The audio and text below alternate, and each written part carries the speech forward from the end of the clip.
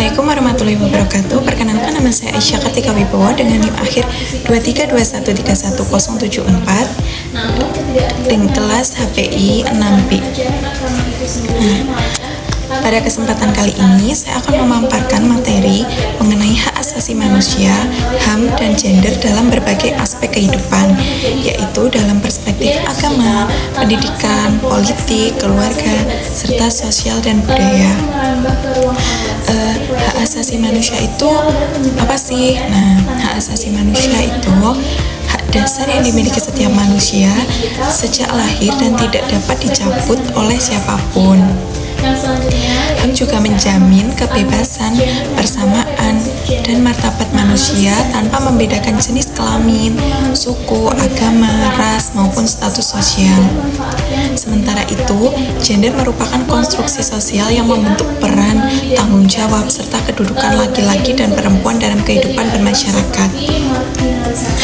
Nah, materi pertama itu saya akan membahas HAM dan gender dalam perspektif agama. Dalam ajaran agama khususnya Islam, laki-laki dan perempuan itu diciptakan sebagai manusia yang memiliki martabat yang sama di hadapan Tuhan. Perbedaan jenis kelamin itu tuh bukan alasan untuk membedakan hak-hak dasar seseorang. Islam itu memberikan hak kepada perempuan untuk memperoleh pendidikan, memiliki harta, bekerja, serta berpartisipasi dalam kehidupan sosial. Namun dalam praktiknya masih terdapat berbagai bentuk ketidakadilan gender yang seringkali dipengaruhi oleh budaya patriarki dan penafsiran agama yang kurang tepat. Oleh karena itu, pemahaman agama yang komprehensif sangat diperlukan agar nilai-nilai keadilan, kesetaraan, dan penghormatan serta terhadap martabat manusia dapat diwujudkan dalam kehidupan sehari-hari. Selanjutnya, HAM dan gender dalam pendidikan. Pendidikan itu merupakan salah satu hak asasi manusia yang paling penting karena menjadi sarana pengembangan potensi diri. Setiap orang itu berhak memperoleh pendidikan tanpa diskriminasi. Namun, pada kenyataannya masih terdapat berbagai bentuk ketidakadilan gender dalam dunia pendidikan. Misalnya nih, adanya stereotip yang menganggap perempuan itu lebih cocok di ranah domestik. Lalu, keterbatasan akses pendidikan bagi sebagian perempuan, serta kasus kekerasan seksual yang terjadi di lingkungan pendidikan.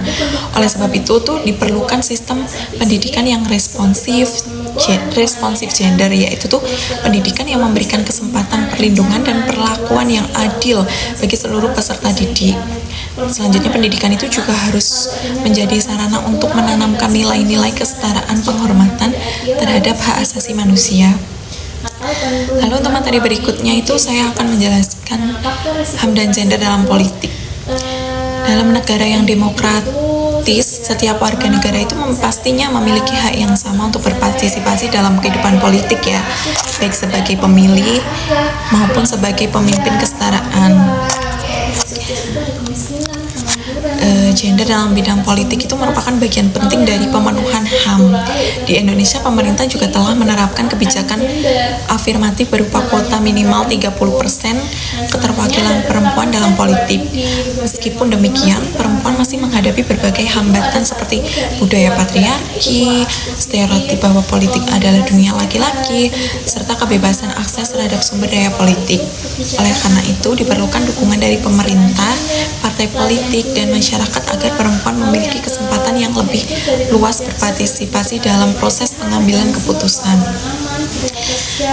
Dengan meningkatnya keterlibatan perempuan, sistem politik itu akan menjadi lebih inklusif dan representatif. Selanjutnya, saya akan menjelaskan mengenai HAM dan gender dalam keluarga.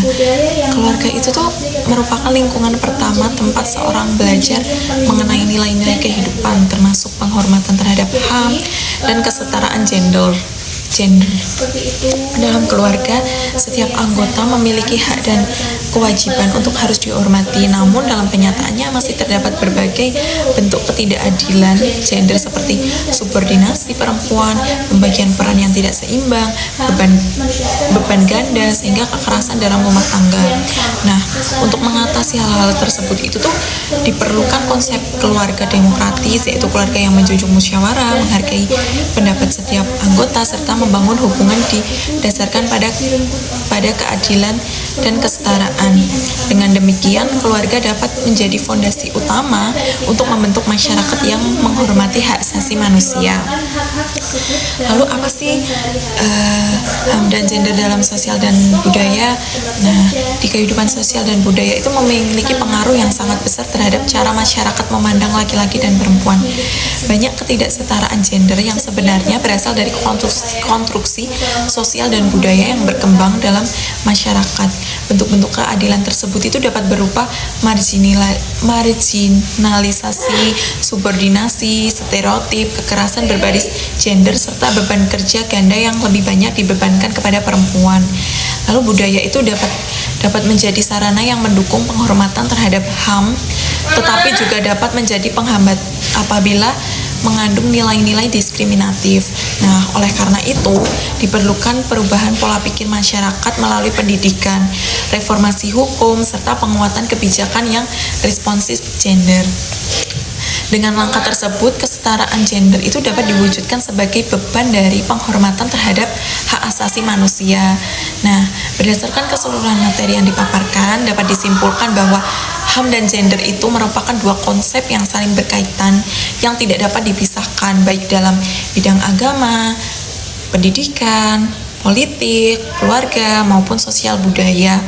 Nah, setiap individu itu juga berhak memperoleh perlakuan yang adil dan setara tanpa adanya diskriminasi.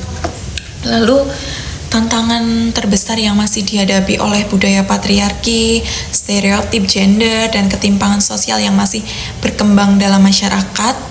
Oleh karena itu diperlukan kerjasama antara pemerintah, lembaga pendidikan, keluarga, tokoh agama, dan masyarakat untuk mewujudkan kehidupan yang menghormati hak asasi manusia serta menjunjung tinggi kesetaraan gender. Nah, dengan materi yang sudah saya paparkan, semoga materi ini dapat menambah pemahaman kita mengenai pentingnya penghormatan terhadap hak asasi manusia dan kesetaraan gender dalam mewujudkan masyarakat yang adil, inklusif, dan berkeadaban. Sekian, terima kasih dari saya. Wassalamualaikum warahmatullahi wabarakatuh.